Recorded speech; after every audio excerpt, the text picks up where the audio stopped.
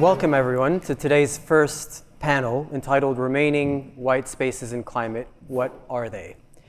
I'm David Delfassy. I'm an investment director with TDK Ventures' fund EX1 based in London.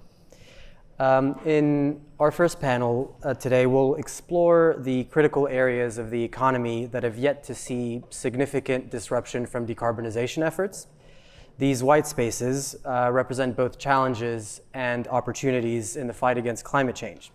And we'll discuss why progress in these sectors has been slower than others, and the potential technologies and initiatives that could help accelerate action. And to help navigate these critical issues, we have a very distinguished group of leaders from 4 key sectors of the economy and of society, each of which plays a vital role in shaping the future. I'll start with a few introductions. First, Brigid, representing the investment world. Brigid is a managing partner of the Planetary Health team at RA Capital, leading investments in private companies developing solutions to address climate change and environmental sustainability. Brigid was previously the head of venture investments for BHP Ventures, the venture capital unit of one of the largest mining companies in the world. And she also co-founded and led the Australian subsidiary of In-Q-Tel, the strategic investment arm of the CIA and the US intelligence community.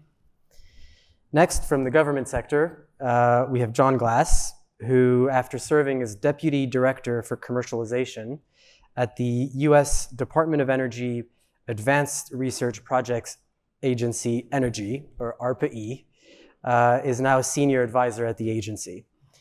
At ARPA-E, Jon and its tech-to-market team of 20 commercialization advisors work with leading universities, startups, corporate research centers, and national labs to bring ARPA-E-funded transformative energy technologies to market.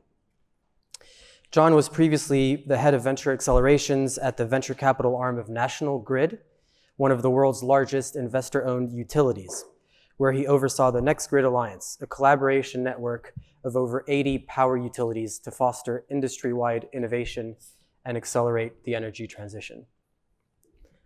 From the large multinational corporate world, Bernd Heid joins us as a senior partner with McKinsey. Bernd leads the McKinsey platform for climate technologies and serves clients in the mobility and energy sectors on energy transition, notably on climate solutions such as hydrogen and zero-emission transportation. Bernd leads McKinsey's partnership with the Hydrogen Council and led the collaboration with the World Economic Forum on the future of mobility. He also serves as a board member of the Center for Hydrogen Innovation at the National University of Singapore, guest lectures for climate technologies at Columbia Business School, and has authored several industry reports on climate tech and hydrogen.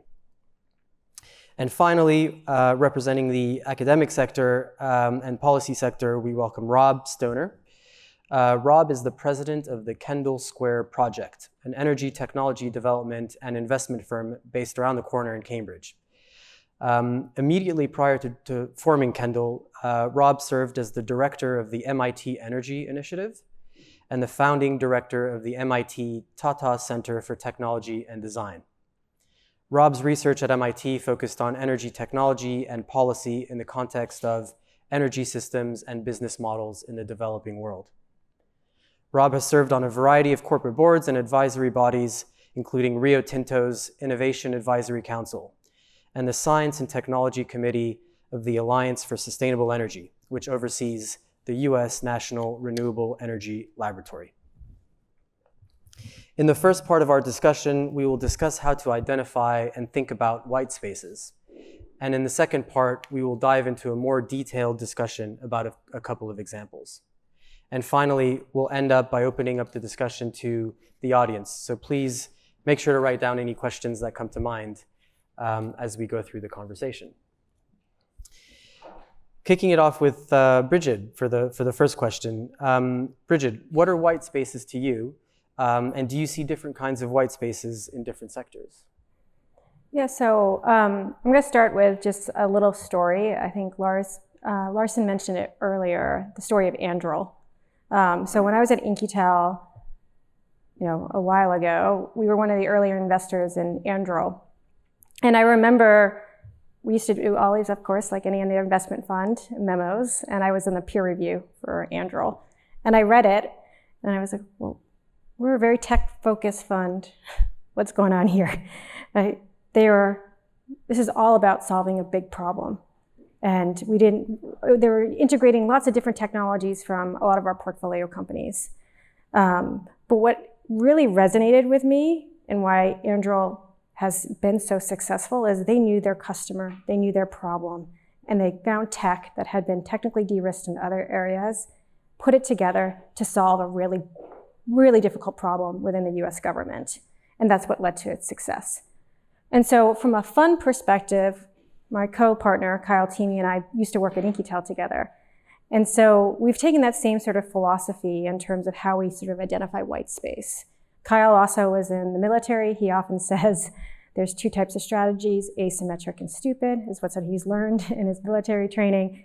And so we try to take more of an asymmetric approach when we look at white space. So we spend a lot of time thinking about where other people are playing and what's a crowded space and what is a space where we're thinking about what's the next thing in terms of what's happening in the market. What we do in terms of our market analysis, once we identify that space, we often say to the team, do the math first. Don't think about what's happening in terms of companies, products, or services in the market currently that exists. Let's just look at the market problem first and map it all out. So we create these really gigantic maps that help us understand what are the key market entry barriers, what are the performance and cost advantages. And then that's when we start to identify white space. Is there currently a company in the market that has a technology or service that actually can overcome those market entry barriers? If not, that actually could be an opportunity, especially if there's a significant amount of demand in a particular market. So back to the Anduril example, that's really how they actually thought about their business model, right? What is a big problem that you have? What technology has been de-risked? How you can apply that to the problem versus creating a technology and searching for the problem. And so that's sort of how we approach it in terms of white space identification and creation, and sort of how we think about our experiences before seeing that done very successfully in certain markets and applying it to climate and clean tech today. Thank you, Brigid. Jon, ARPA-E is in the business of identifying white spaces and technologies and fostering solutions to address them. Can you tell us a little bit about how your team goes about that whole process? Yeah, for sure. And first off, thanks for having me here. It's great to be here. And thanks to Kareem for reaching out. Kareem and I were together at National Grid, so TDK is very lucky to have someone, a colleague of his caliber. Maybe just a little quick context on ARPA-E, which the Secretary Granholm likes to refer to as the moonshot factory within the DOE. We are blessed with having this amazing opportunity where if you look at the statute that created us some 15 plus years ago, and it basically says enhance the energy and economic security of the US, and then with a few sub-bullet points, but they're very broad. It's reduce energy imports, reduce greenhouse gas emissions, improve energy efficiency, improve the processes for nuclear waste processing and disposal, and overall enhance the energy infrastructure resilience of the country. So really broad. And as we like to say as an agency, we don't have a roadmap. If you look at the other funding offices, especially early stage funding offices in the DOE within, say, the energy efficiency and renewable energy, EERE, they have very clear technology areas. So we have this ability to go anywhere from precision agriculture, if you just look at the energy intensity of fertilizer production. So we're now funding work in how do you improve the nitrogen uptake in row crops, all the way to, we just announced awardees in a new fusion first wall materials program, and that's I think our third fusion funding program, and we're doing everything in between. So that's kind of what we're operating with as an agency is we exist to find those white spaces, but have this broad map to do it. We have, I would think about the life cycle of an ARPA-E program, and we've launched life of agency over the last 50 years, about 90 technology-focused programs, of which roughly half are active now. We probably have another 10 in the pipeline. But four pieces to the program development. First is the ideation. And how do we do that? We hire in both program directors, who are our technology leaders for the organization, and tech-to-market advisors, commercialization advisors, on a term-limited basis. So we all come in for 3 years. So there's this, you can get renewed for a year or two, but there's this constant turnover. So we are, and it's all staggered, right? So you always have new people coming into the agency, and a PD, program director, pitches to join ARPA-E a new program idea. And our PDs come from, plant biologists to nuclear physicists. So you have this real mixing of disciplines in the agency. So our first step is this ideation. And so we do that, through our hiring process. Our tech-to-market team has to answer the question of, will it matter? Are we just funding some cool science, or will it really have impact? We hold industry workshops. We launch RFIs, asking both academic and industry experts, if we do a program in this area, what are the metrics we should consider? What would be truly groundbreaking? What would not be? And so we do a good, half year of really gathering input as we convene academics, national labs, industry, to think through a new area. Then we go into solicitation mode, writing what used to be called a FOA, Funding Opportunity Announcement. As of October 1st, it's a NOFO, which is Notice of Funding Opportunity. So the government acronyms never stop. And so that's our solicitation.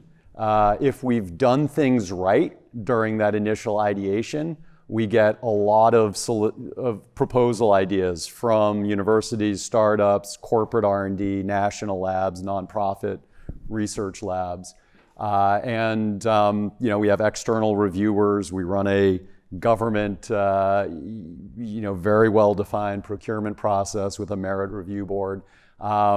Then, let's say a year into that process, we make our selections, and then we go into execution phase. ARPA-E project is typically 3 years, 36 months, typically $3 to $5 million funding per project, and we might have 10 projects summing up, to say $30, $40 million for a technology-focused program. We cancel projects. These are not grants. They're actively managed research contracts with the US government with clear milestones and go, no-go decision points, both technical and commercial milestones that we're pushing the teams on. And then the last part of an ARPA-E, diving into a white space is the month 37, which is what happens when that project ends, making sure it gets out of the lab.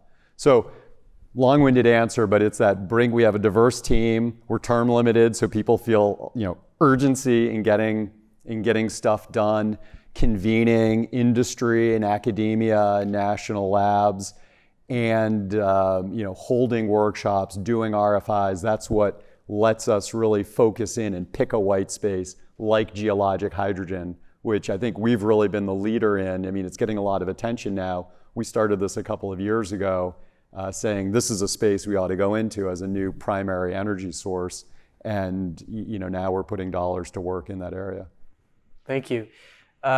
It's interesting coming from the perspective of ARPA-E, but also Brigid, where you described how intentional and first principles based this was. I'd love to see the overlap, between the white spaces that Brigid you've identified and Jon, your team at ARPA-E. We won't get into that today, unfortunately, but actually maybe we'll speak about a couple of examples. Thank you. Bernd, you've published work with McKinsey on scaling 12 categories of critical climate technology. What are the main conclusions from that work, and could you share what implications there are for white spaces in our critical technology stack? Thank you, and also thank you for having me here. It's an honor. So let me provide a bit of context what we did. So we wanted to understand what is the more or less the magic secret to bring down the cost and deploy climate technology so that they're in the money. So we took like 35 different technologies, we clustered them. They are like the clean electrons, clean molecules, we have carbon management in there, and also circular technologies are part of that as well. So, and then we digged into the various evolutions of these technologies and what is really the secret sauce there. So first of all, when we look at that, these 12 clusters of technologies, I would call it, they are like sub-technologies underneath, a total of like 35, 40 that we analyzed. You find that we know 90% of the technologies that bring us to net zero. And you've seen the numbers from BNEF earlier. So we know 90% of the technologies. It's not something that we are out there looking for something that is completely unknown, but we really know them. But then if you dig one level deeper and say like, what of these technologies are in which stage? And we said like, there's early innovation, there's commercialization. In commercialization, it's not yet a business case, but we need to scale them. And there's something that is what we call a global deployment, where you have like to think of solar or think of certain onshore wind, where you say there's a clear business case behind it, and you know that in certain boundary conditions you can make money. The problem is that in this global deployment category, there's only 10% of these technologies. 45 in the innovation state, so no money to be made there. 45 in the commercialization, so you are close to be in the money, and 10% are only in the money. So that's a big problem. We know 90%, but only 10% of the 90% is somewhere a viable business. So then we looked what brings down the cost, and we called it Moore's law of climate tech. I didn't dare to call it Bernd's law of climate tech. But technically what it says is if you scale a technology by a factor of 100, you bring down the cost by 70%. The interesting thing is we did that for technologies in the early innovation. It's 100x minus 70%. We did it for the commercialization, 100x minus 70%. And we did it for the global deployed one, 100x minus 70%. So it doesn't matter what stage of the technology you're in, scaling is really the thing that brings down the cost. And it also doesn't matter, is it, so not only the stage at where you are, but also it doesn't matter whether it's an electron, a molecule, a carbon management technology. It's agnostic of what technology it is. So that's one learning. Then the second learning is we said like, what is the driving force behind? And we analyzed all different things of like, is it more technological innovation? Think of like using laser for nuclear fusion, or think of a new hydrogen technology. Is it more a tech thing? Or is it more a scaling thing? And the scaling is like if you have a battery factory and you scale it to a certain size, that brings down the cost. And here's another thing that we learned. In the early part, it's 80 tech, 20 scaling. In the middle portion, it's 50-50. So it's a mix of both. And in the more deployed one, it's 20-80. So it flips. So if you think about it, it's also quite intuitive, because like in the early stage, it's really, do we find that technological breakthrough in order to get closer to in the money? And the more we are deployed, then it's less about we need to find a new technology, but rather we scale it. So to your white spaces, if we look then at the early bucket, 45% of the technologies that are in this innovation stage, I think there are plenty of technologies where we have not yet cracked the code on bringing down the cost sufficiently that we are ready to scale. So we need to work still on technology, and that's like, think of all the storage technologies, metal air, solid state batteries, think of direct air capture, not yet in the money, direct ocean capture, think of even technologies in like enzymatic breakup of plastics for plastic recycling and so on. So there's a bunch of technologies where we still need to work on the technology front to bring them somewhere close to the money that we then can scale it. Thank you. And I think we'll in the two examples that we have later, I think nicely we'll have picked one from maybe that bucket of category where the technology still needs work to get in the money, if you will. And then the other example will be technologies that, as you say, there are a lot of technologies we already have access to and understand very well today, but it's about how to commercialize them. And we'll get into those. But before that, Rob, your very interesting project, your latest project with the Kendall Square Project, and again, with your background at the MIT Energy Initiative, in the context of those experiences, I'd love to hear about how you see the role of venture capital in addressing these white spaces, and whether they are well suited to VC and startups, and who else could participate in that journey. Okay, well, let me be brief so that you have time for long duration storage and fusion, because I think those are interesting topics. Start by acknowledging that we're in a really, really expensive venture capital space here with energy. I mean, these are very, very capital intensive industries. Very intensive investment is required even to get technologies to the point of investability and deployment. And so when Gert talks about scale, or Bernd, I beg your pardon, I mean, this is really, really salient, unsurprisingly. And yet in energy, unlike the pharmaceutical industry, for example, we don't have, in my opinion, the infrastructure we need to propel new inventions from the beginning to the end. We have ARPA-E doing a wonderful job of analyzing opportunities for the long term, looking at the markets as well as the technologies, setting up a competitive process, exciting people at universities like MIT and drawing them into these fields. But these are still enormously risky ventures to get into. And so venture capitalists are stuck with this problem of having an awful lot of chaff coming at them with very, very expensive price tags. I saw Form Energy today is now in its Series F, still with a long way to go, and that's a success. So very, very long fuses. How do you get out of that? I think venture capitalists can get out in successive rounds and do fine. But if we really want to get these things to scale, my thesis is that we need to have companies more involved, established companies that already operate at scale. At MIT, we work extensively with a lot of firms, many of them oil and gas firms, but not exclusively. Electric utilities from around the world, for example, large computing firms. And you can see that within those firms, there's expertise. There's technology expertise that enables them to fund things that are relevant to them. There's business expertise, there's market expertise, there's scaling expertise, which involves supply chains and deploying large numbers of people and money. That really has a hard time connecting with universities. It sort of sits there in the middle, and the money is invested sort of at random. And I can see Max nodding his head there, having been on the investing side of that for E&I.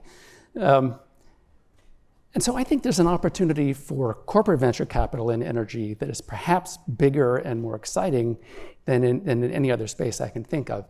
And yet I think it also has some maturation in front of it. And the maturation that I think has to take place is in connecting those early stage university or ARPA-E or wherever ARPA-E money goes, technology activities to the investment activity. So we need to create a string that involves the corporate organizations lending their technological and marketing expertise and market expertise, and the investment groups. And I don't think that's happening yet. And I think that's why there's a lot of white space, because people are repelled by the risk and scale of investment that's required to enter some of these very long-term, unproven markets. Yeah. Thank you for describing that. I think it's exactly what we're trying to foster with an event like 100X, where we're bringing together people from the corporate world, the investment world, the government world, and others.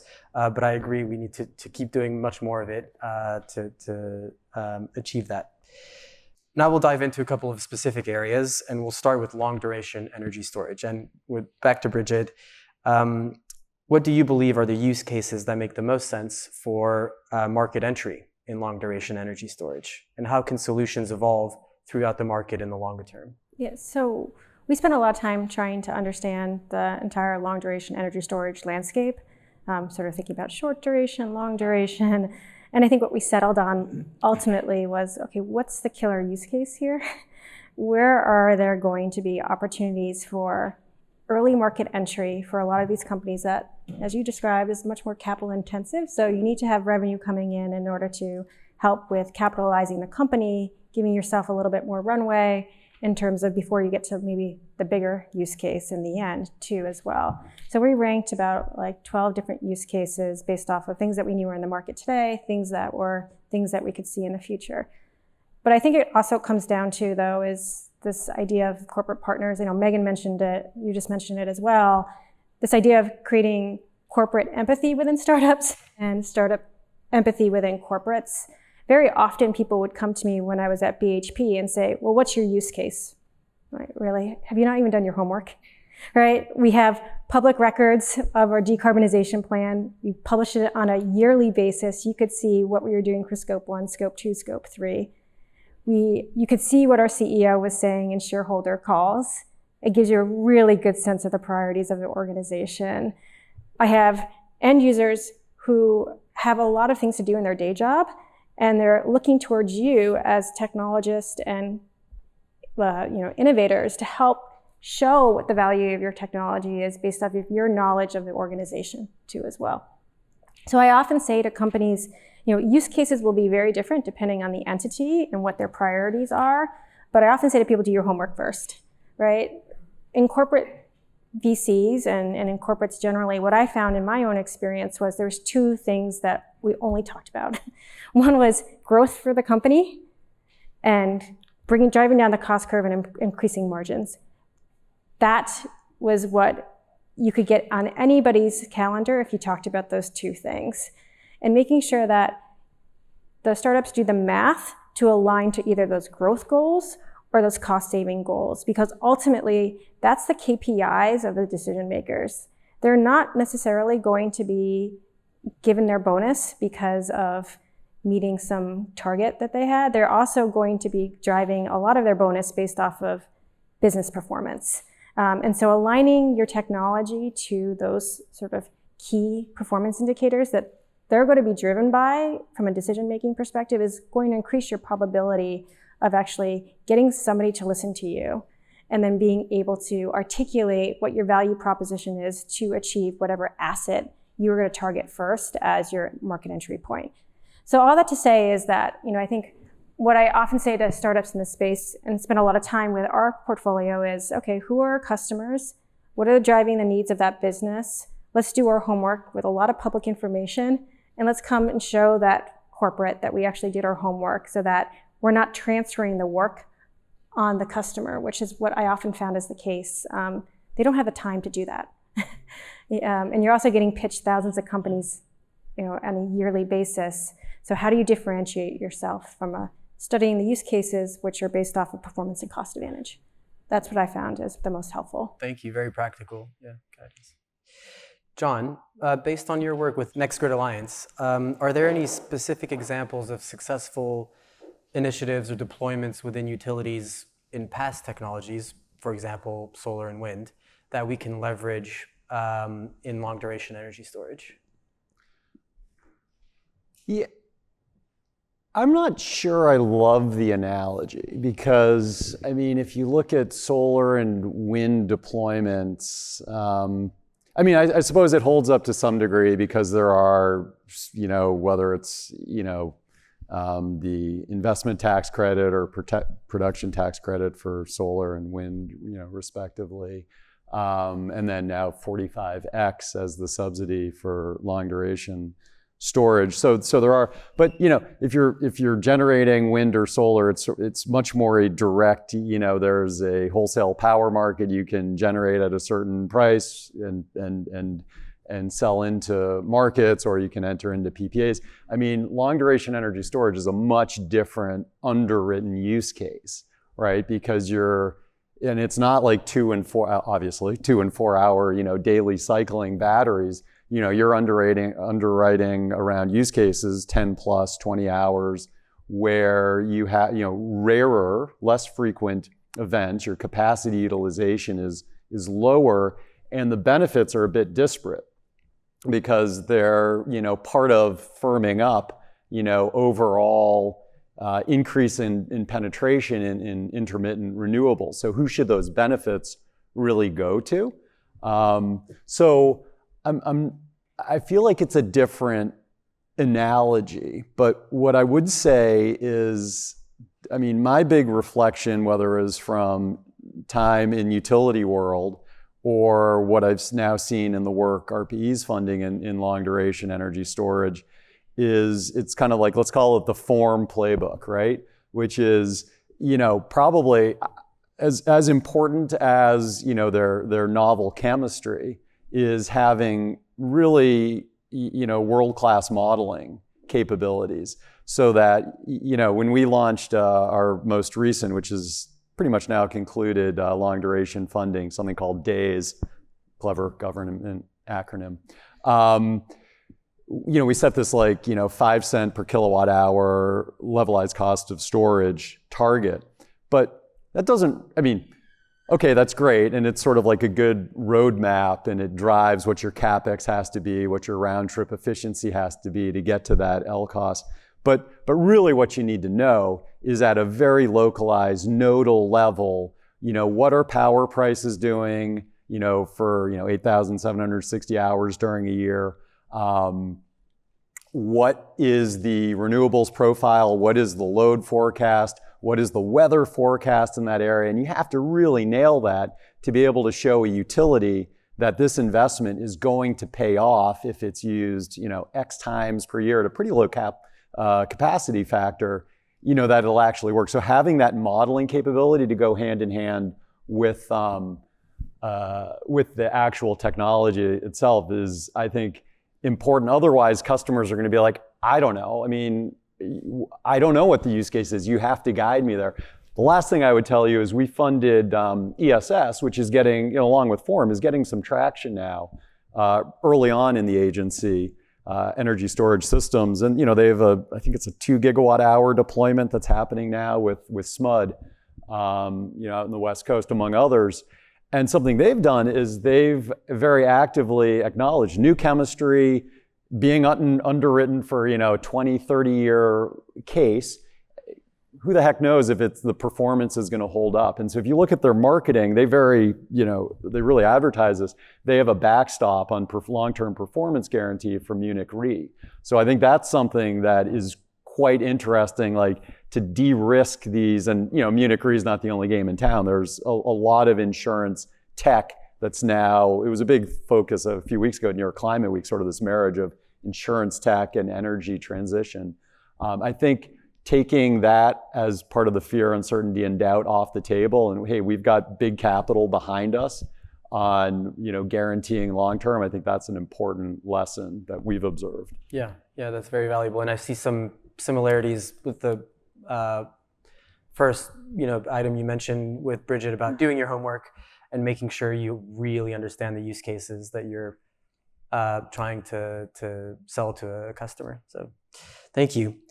Bernd, McKinsey has an interesting concept called plant as a product. Could you tell us a little bit about that and how that might be used in long duration energy storage example?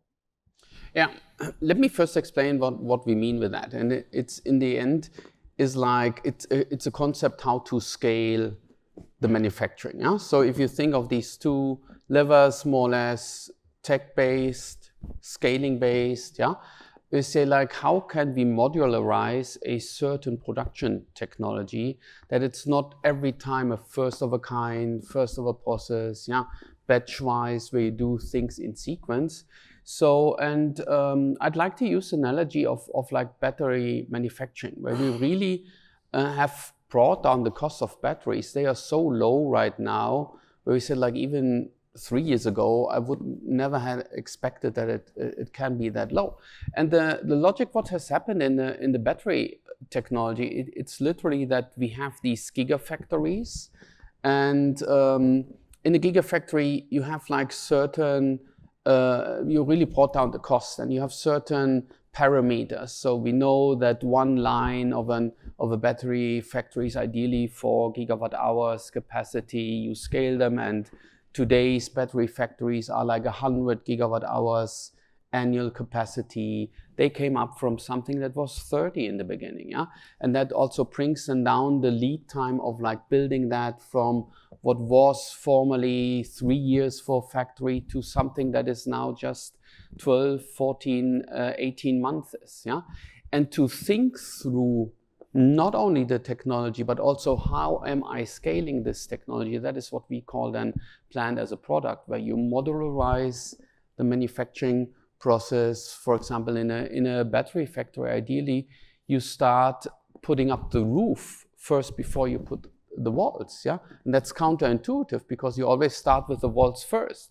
But while you put up the roofs, you can more or less assemble everything from the side while you're still building the factory.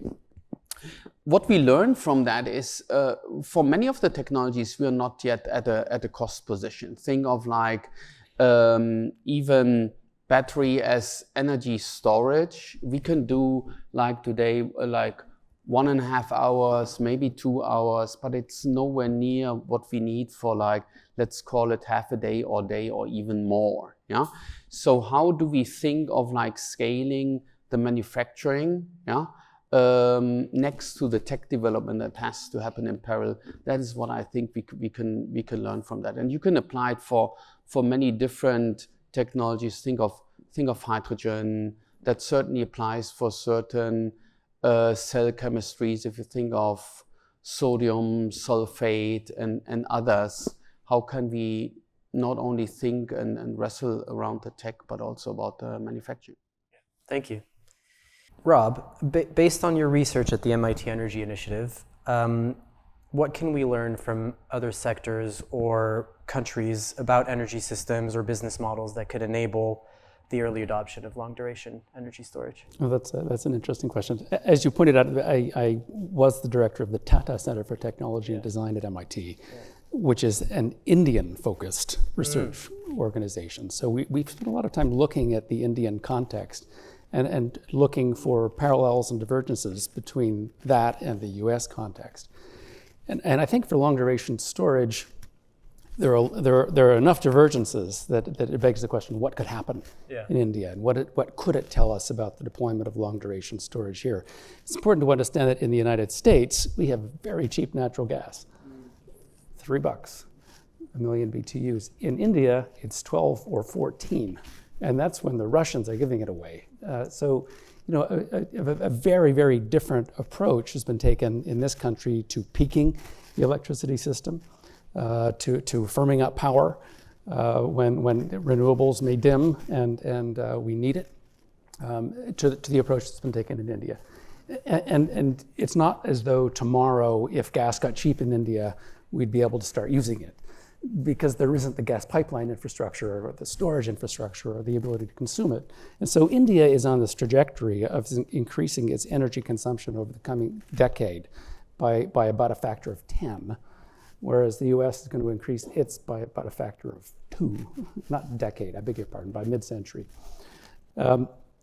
And doing it without natural gas. So we did a study looking at how that could happen, and we saw that there would be a lot of solar deployed. Solar is an inexpensive technology to deploy there. They've got cheap labor, very cheap costs. Their overnight costs are very comparable to the actual costs for building large solar farms.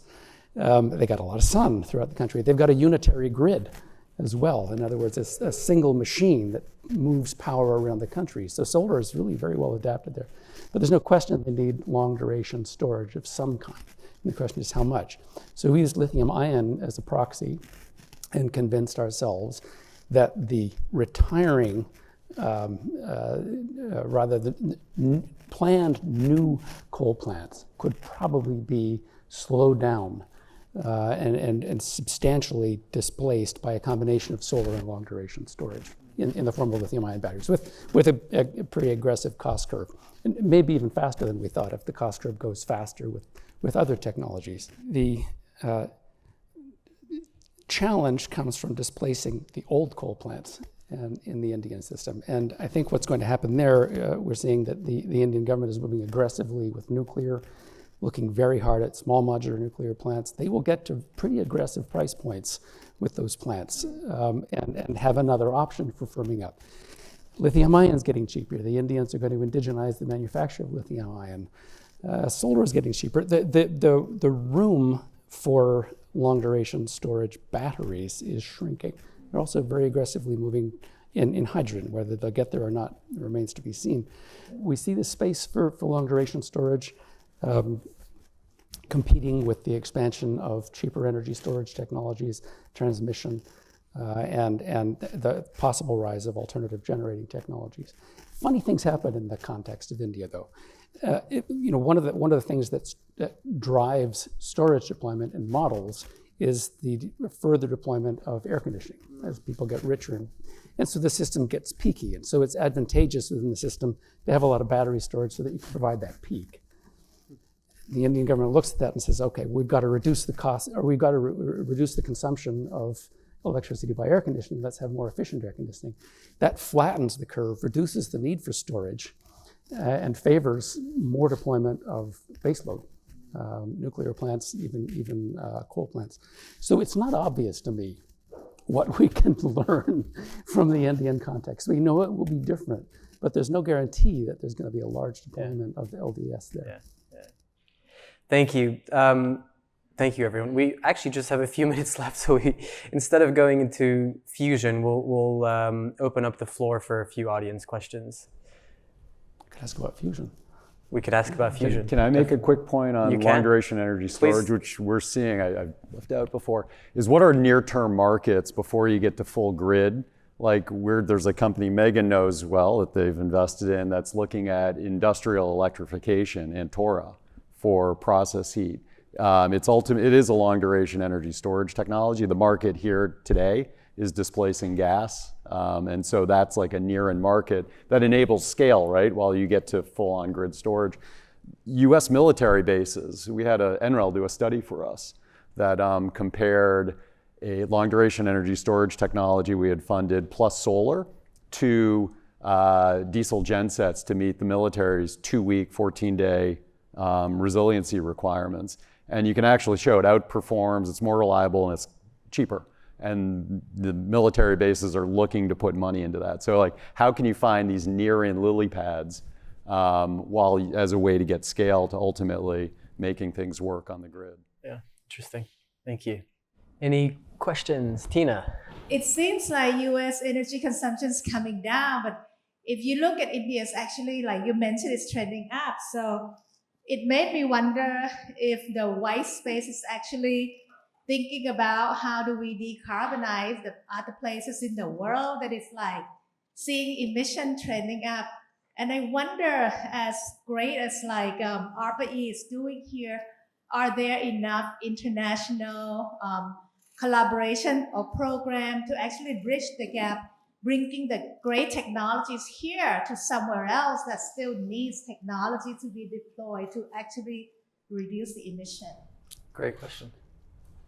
That's a great question. I assume Jonathan will want to talk a little bit about that too, but we have an enormous opportunity with the IRA and BIL here to learn from large demonstrations of these technologies. And I think that's information, knowledge that can be shared with other countries that need to build large energy systems and decarbonize their economy simultaneously, like China and India.